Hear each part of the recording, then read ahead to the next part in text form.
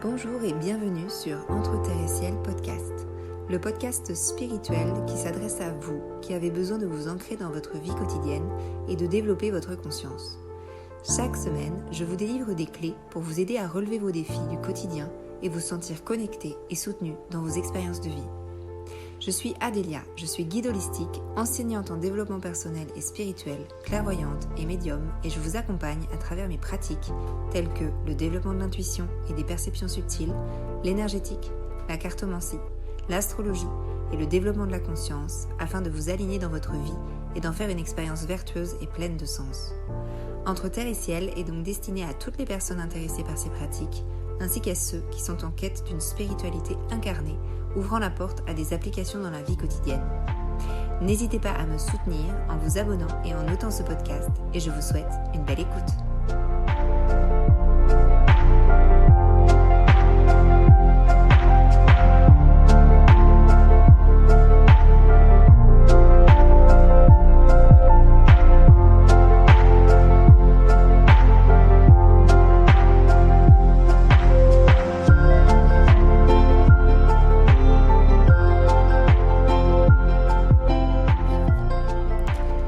Bonjour à toutes et à tous et merci d'être avec moi pour ce 10e épisode de Entre Terre et Ciel podcast.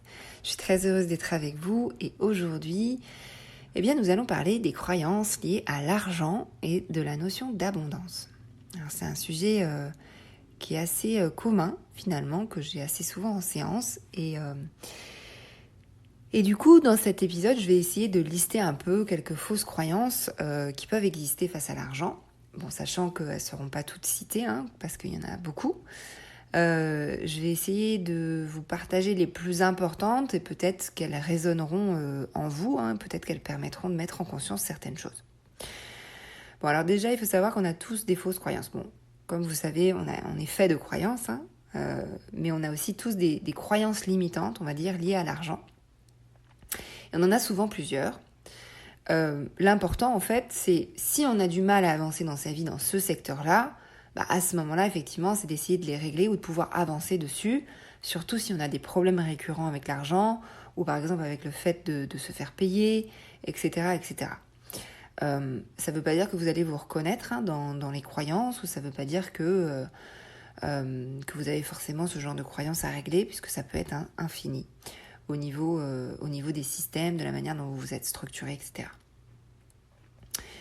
Donc, si on revient à la base, l'argent, c'est une énergie qui structure notre monde, qu'on le veuille ou non. L'argent, c'est une énergie qui nous permet d'échanger des biens, des services dans nos systèmes humains. Et ça, c'est une généralité. C'est un peu la définition de l'argent. Donc, normalement, à la base, cette énergie, elle est neutre. Elle est entachée d'aucune croyance, c'est juste une énergie qui fait circuler. Sauf que l'être humain étant fait de croyances, tout ce qu'il va produire, créer, sera structuré par ces prismes. Comme cette énergie argent, elle nous aide à échanger, à faire circuler la matière, à faire circuler nos biens, nos services. C'est aussi finalement le garant de notre survie, dans la majorité des systèmes de la planète, et chacun s'en sert à travers son prisme individuel. Mais du coup, il va aussi y avoir un prisme collectif. Et du coup, vous imaginez bien que c'est assez dense ce qu'il peut y avoir derrière en fait, cette notion d'argent. Donc maintenant que ça c'est dit, je vais rentrer dans différentes croyances qui peut-être vont résonner en vous et peut-être vont vous aider à mettre des choses en lumière. Alors, l'une des croyances la plus répandue, c'est que l'argent rend heureux ou l'argent fait le bonheur. Elle est très très répandue cette croyance-là. Ce qui veut dire que si je m'autorise à avoir de l'argent, donc si j'ai de l'argent, finalement peut-être que je vais être mise face à ma croyance que finalement l'argent ne fait pas mon bonheur. Et du coup, j'aurai plus d'échappatoire, je vais être obligée de comprendre que le problème ne vient pas de l'argent finalement, ou du fait que je n'en ai pas, ou que j'en ai, mais le problème il vient de moi, de l'intérieur, de mon intériorité, de mon état de conscience face à ma vie, et non du fait que je n'ai pas d'argent. Du coup, je fais en sorte de ne pas avoir d'argent, c'est inconscient. Comme ça, j'ai pas besoin de travailler le problème de fond. le problème de fond, en fait, c'est ma relation à ma vie, ma relation au bonheur, ma relation au sens de ma vie, au final. Et peut-être que finalement, je ne suis pas encore prêt à travailler cette notion-là, je ne suis pas encore prêt à travailler ce problème de fond, peut-être que je n'ai pas envie de le travailler, je ne le travaillerai jamais. Mais c'est intéressant parce qu'on voit ici que finalement, cette croyance qu'on a face à l'argent, elle peut aussi se débloquer si on travaille son rapport au bonheur, son rapport au sens de la vie. Si je soigne une partie de cette problématique-là, j'ai probablement soigné une problématique, une partie de la problématique face à l'argent. Donc ça, c'est intéressant.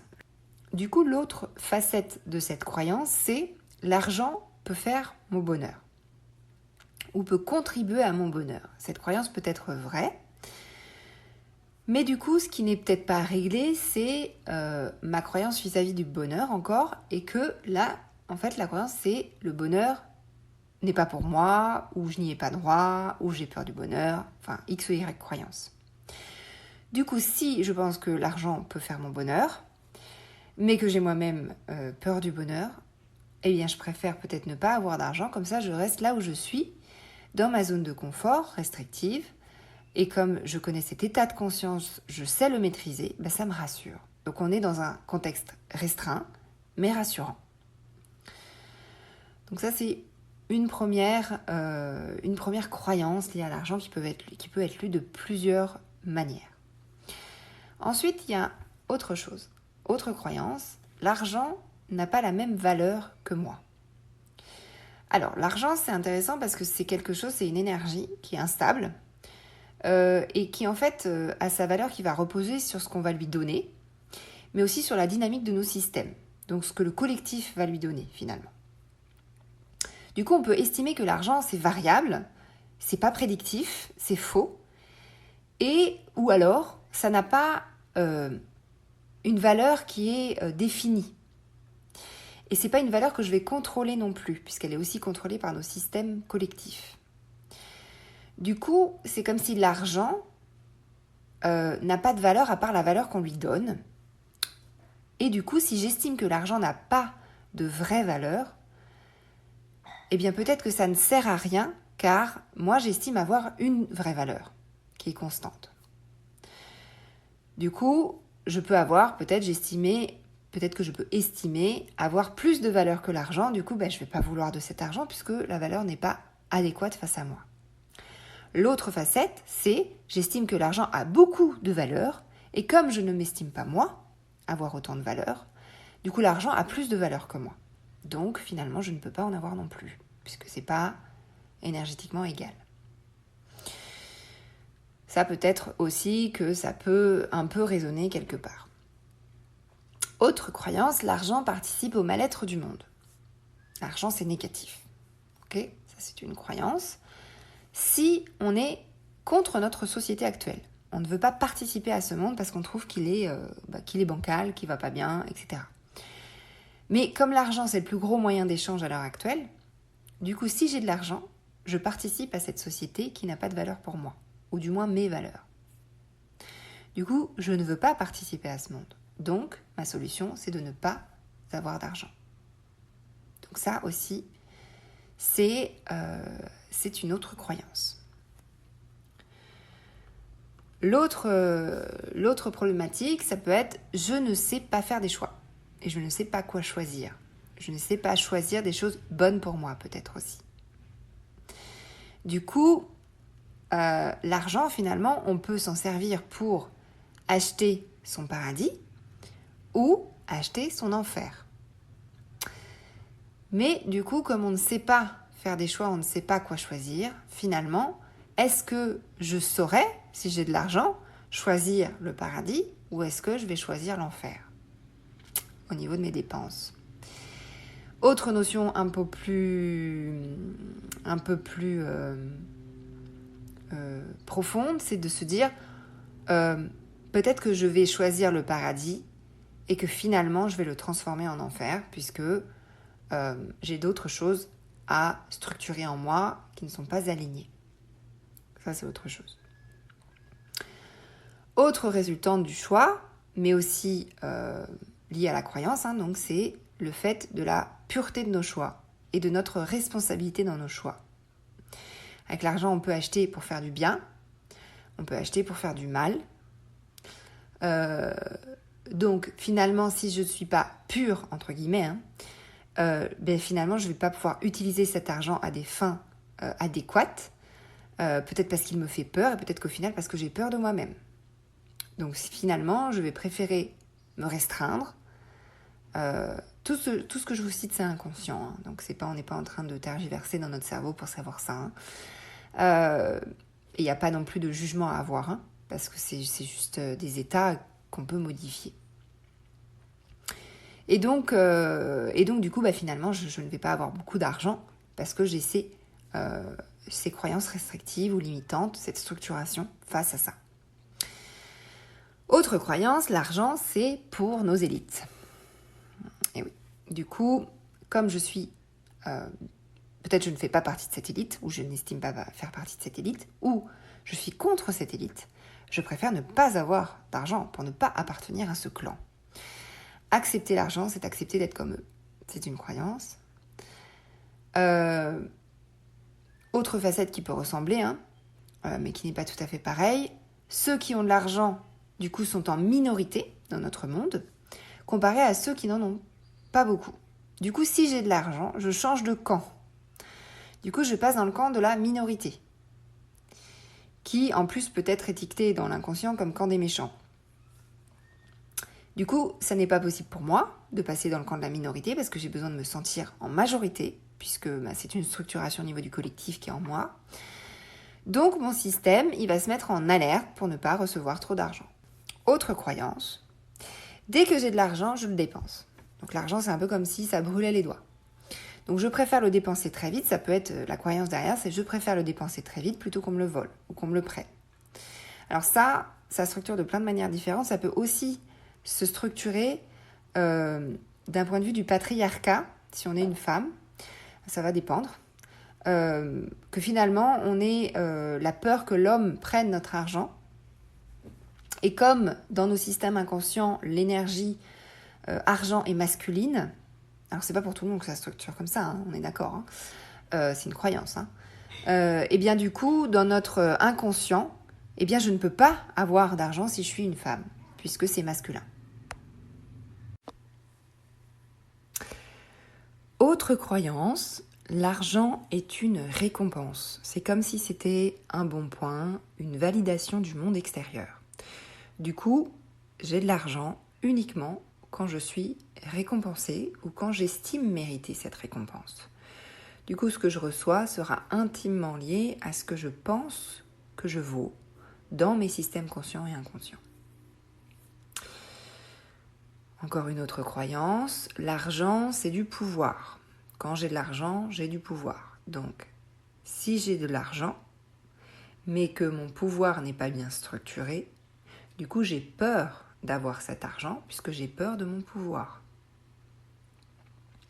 Ou j'ai peur d'être dans le pouvoir quand j'aurai de l'argent. Et d'utiliser mon pouvoir sur les autres. Mais ça vient du fait que je n'accepte pas, en fait, mon pouvoir personnel. Donc là, il y a une structuration à régler au niveau du pouvoir personnel d'abord, pour régler, en fait, la problématique face à l'argent. Voilà, je vous en ai donné quelques-unes. Il y en a bien sûr une infinité. Alors peut-être que certaines ont pu résonner ou résonner en partie, puisque bien évidemment, c'est pas pour tout le monde pareil. Et maintenant que je vous ai un petit peu parlé des notions des croyances limitantes face à l'argent, j'aimerais vous parler de la notion d'abondance, parce que on parle beaucoup d'abondance, on va beaucoup prier pour avoir l'abondance, il y a plein de rituels, vous pouvez en trouver plein partout sur Internet, des rituels d'abondance. Alors, l'abondance, c'est pas aussi simple non plus, hein, dans le sens où vous n'avez pas juste à prier l'univers pour être dans l'abondance. Ça peut marcher, bien évidemment, parce qu'il y a le pouvoir de la prière. Mais des fois, c'est un peu plus complexe que ça à régler. Et puis surtout, ça va demander une énergie énorme de prier tous les jours, etc. Ce qui est une possibilité, hein. Mais il y a des fois des aspects en fait, de l'abondance qu'on n'a pas forcément bien saisis. Et souvent, en fait, la notion d'abondance, elle est décalée parce qu'on se déresponsabilise, alors comme beaucoup de choses. En tant qu'être humain, on se déresponsabilise de beaucoup de choses, mais parce qu'on est élevé comme ça aussi, notre société est un peu comme ça. Et donc, du coup, on déresponsabilise aussi la notion d'abondance. Donc, comme je vous disais, on va prier, on va porter cette notion d'abondance comme si elle était à l'extérieur de nous et qu'elle n'était pas en nous. Donc on prie pour obtenir, pour être dans l'abondance, pour avoir à l'extérieur de nous quelque chose qui nous donne cette abondance. Ce quelque chose, c'est fonction de vos croyances, ça peut être l'univers, ça peut être les anges, ça peut être Dieu, qu'on va placer à l'extérieur de soi. Donc on va souhaiter en fait que, par exemple, on trouve un travail qui soit bien rémunéré. On va demander de gagner au loto. On va prier pour être riche ou sortir d'une situation financière compliquée parce qu'il y a quelque chose qui arrive dans notre vie. Donc ça peut marcher, comme je disais. C'est pas pour ça qu'il faut pas le faire. Ça va dépendre aussi de comment c'est aligné pour vous. Et puis il ne faut pas non plus se dire qu'on peut bien évidemment demander de l'aide dans l'invisible, il n'y a pas de problématique avec ça. Mais des fois ça ne suffit pas, et surtout quand la notion de base elle est décalée. Donc le problème avec cette base qui est un peu décalée, c'est qu'on attend, on est dans l'attente en fait. On est dans l'attente que quelque chose vienne de l'extérieur pour nous sauver ou pour parvenir en gros à obtenir quelque chose ou que quelque chose d'extérieur pourvienne à nos besoins qui sont plutôt intérieurs. Et donc on est dans l'attente que quelqu'un, X ou Y, ou quelque énergie nous donne de l'argent. Alors, le problème, c'est que du coup, on va se déresponsabiliser l'énergie, on est dans l'attente qu'elle vienne de l'extérieur. Alors qu'en fait, l'abondance, c'est un état d'être. Donc, c'est-à-dire que ça vient de l'intérieur. C'est-à-dire qu'on est dans l'état d'abondance. C'est une énergie qui va se situer en nous. Et c'est parce qu'on émet cette énergie d'abondance, qu'on est l'abondance en fait, que je suis l'abondance, qu'elle va exister dans notre vie. Donc en fait, c'est comme si tout partait de moi. Tout part de nous-mêmes. Et c'est parce que je suis capable d'être en fait l'abondance que je vais vivre dans l'abondance. Donc, je ne sais pas si vous voyez la perception énergétique, mais elle est vraiment différente. C'est-à-dire, au lieu d'être dans l'attente de quelque chose d'extérieur qui peut arriver un jour, mais qui peut n'arriver jamais, eh bien, en fait, on va se la créer nous-mêmes. On va être le pourvoyeur nous-mêmes de cette propre abondance, puisqu'on est cette énergie-là du début à la fin. Donc, d'un côté, c'est magique, parce que du coup, ça ouvre une infinité de possibilités, mais d'un côté, c'est compliqué, puisque du coup, on est responsable aussi de la problématique argent. C'est-à-dire que si argent ou abondance, parce que l'abondance ne se vit pas que par l'argent, mais souvent, dans la pensée, c'est abondance, c'est on pense à l'argent. Mais en fait, l'abondance, c'est une notion qui est beaucoup plus vaste que l'argent. On ne va pas la restreindre juste à l'argent. C'est beaucoup plus de choses. C'est l'abondance au niveau de toutes les énergies, en fait. C'est d'être dans l'énergie infinie, en fait, finalement. Et donc, du coup, placer cette énergie en soi, ça veut dire se responsabiliser face à ça. Se dire, s'il y a un problème aussi à ce niveau-là, faut peut-être que j'aille regarder quelque part ou que j'aille transformer quelque chose en moi, puisque la problématique, elle vient potentiellement de moi. Donc, c'est une notion qui n'est pas forcément simple à intégrer, puisque c'est aussi accepter finalement que si ça ne fonctionne pas des fois, eh bien c'est en moi aussi. Donc l'acceptation de nous, l'acceptation d'un point de vue positif, tout va bien, c'est facile, mais l'acceptation aussi de nos facettes un peu négatives, c'est pas forcément simple. Et en fait, juste le fait de se poser et d'accepter des fois que la problématique, elle est ce qu'elle est, il n'y a pas forcément de jugement derrière, mais c'est ce qui est, il faut l'accepter. Eh bien, des fois, il y a un retour à soi qui est légitime et qui est surtout utile pour placer, en fait, le pouvoir en soi aussi, sur tout ce qu'on peut faire, du coup. Si on n'accepte pas d'abord tout ça, on ne peut pas avoir de pouvoir en fait, puisqu'il y a une partie de nous qui est occultée. Et donc c'est pour ça que c'est dur aussi. Donc là, j'ai une pensée encore en arborescence, hein, mais je suis un peu obligée. C'est-à-dire que c'est valable pour la notion d'abondance, hein, ce que je vous dis, mais c'est valable pour plein de notions en fait.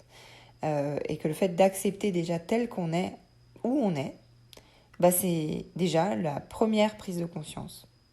D'accepter que tout ne fonctionne pas rond, entre guillemets, ou voilà, qu'il y a des côtés... il y a des côtés positifs et il y a des côtés négatifs, et c'est ok. Donc l'état d'abondance, il y a du travail intérieur finalement, il y a un travail d'alignement, il y a un travail de développement intérieur pour pouvoir travailler cette notion, qui est d'abord l'acceptation qu'effectivement, nous sommes, entre guillemets, la source de notre non-état d'abondance aussi. Voilà, c'était la notion que je voulais vous passer. Alors, je ne sais pas comment elle résonne en vous. Essayez d'observer comment ça résonne en vous. Peut-être même que des sensations, des émotions, hein, qui peuvent être des émotions de déclic, des émotions d'ouverture, des émotions de colère aussi peut-être, ou d'incompréhension, ou de refus. Voilà, essayez d'observer comment ça passe en vous. Et puis, la dernière chose que je voulais rajouter, c'est que, bien évidemment, la notion d'abondance, elle est aussi fonction de vos besoins. C'est-à-dire que vos besoins sont alignés avec votre essence, en fait, avec ce que vous êtes. Si vos besoins sont décalés, ça va plus forcément s'appeler des besoins, hein. Ça va s'appeler... des choses que vous avez, que vous désirez pour combler quelque chose. Ça peut être combler un manque d'estime de soi, combler quelque chose en vous, en fait. Donc là, on n'est plus vraiment dans le besoin. Mais en fait, notre notion d'abondance va être aussi fonction de ça. Donc si vous dépensez beaucoup d'énergie, alors on va prendre l'énergie argent parce que c'est celle qui est la mieux comprise, si vous dépensez beaucoup d'argent, mais que vous ne créez pas assez d'énergie argent, alors vous ne vous sentirez pas dans l'abondance puisque vos dépenses seront plus élevées que vos gains. C'est assez basique ce que je vous dis, mais des fois, juste se poser et observer ça, et bien du coup, on comprend pourquoi finalement, on n'est plus autant on n'est pas dans l'abondance autant qu'on souhaiterait. Donc le meilleur en fait moyen de travailler tout ça, c'est déjà de travailler ses croyances limitantes liées à l'argent, ses croyances limitantes liées à la notion d'abondance, mais aussi de replacer en fait sa responsabilité à l'intérieur, d'accepter ce qu'on est dans nos parts, on va dire nos parts de lumière et nos parts d'ombre, hein, et puis d'aligner nos besoins avec la direction de vie souhaitée. De s'aligner en fait à soi le plus possible. Et il y aura alors plus de possibilités pour créer cette notion d'abondance, puisque si on est dans une notion de manque, de combler quelque chose en nous, eh bien forcément on va moins sentir cette notion d'abondance puisqu'elle va aller combler des choses en nous. Quand tous ces aspects en fait sont déverrouillés, ça veut dire que quoi que je fasse, qu'importe mes choix, en fait si je suis reliée à moi, je suis dans cette notion d'état d'être. Et du coup, je peux créer une vie qui ressemble à ce que je vibre et donc qui est dans l'abondance. Dès l'instant où je suis moi, dès l'instant où je suis en train de faire les choix de vie qui correspondent à mon alignement.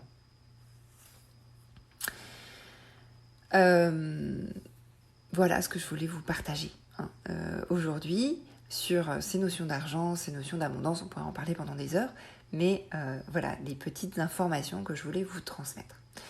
Du coup, ce que je vais vous demander de faire, si vous le souhaitez, c'est juste comme exercice d'essayer de vous poser la question, de savoir si vous êtes vous-même dans cette notion d'abondance que vous placez à l'extérieur de vous ou que vous placez à l'intérieur de vous.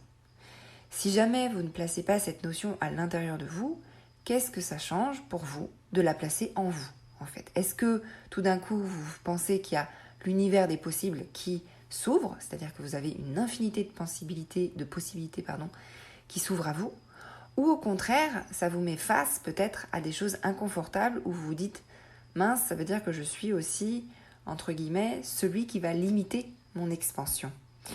Voilà. Qu'est-ce que ça fait en vous quand vous vous dites ça ? Et puis, qu'est-ce que vous pouvez mettre en place peut-être dans votre vie ou à l'intérieur de vous ? Qu'est-ce que vous pouvez changer, transformer, ou peut-être même par vos actions, pour que cette notion soit placée en vous ? Voilà ce que je voulais vous partager aujourd'hui. Bon, je crois que je vais m'arrêter là pour cet épisode. J'espère qu'il vous a plu. J'espère que le petit exercice, enfin les pensées, on va dire, les questionnements que je vous propose vont vous être utiles. Si vous avez besoin d'une séance, n'hésitez pas, le lien de réservation est dans l'épisode. Je vous remercie du fond du cœur pour votre écoute. Pour me soutenir, n'hésitez pas à vous abonner ou à noter ce podcast. Et je vous dis à très vite pour le 11e épisode que vous pourrez écouter jeudi prochain. Alors le sujet du prochain épisode, ça va être quelque chose d'assez intéressant. Nous allons parler de la notion d'ego et la question, ça sera comment faire de ton ego ton meilleur ami. Voilà, je vous laisse à la semaine prochaine.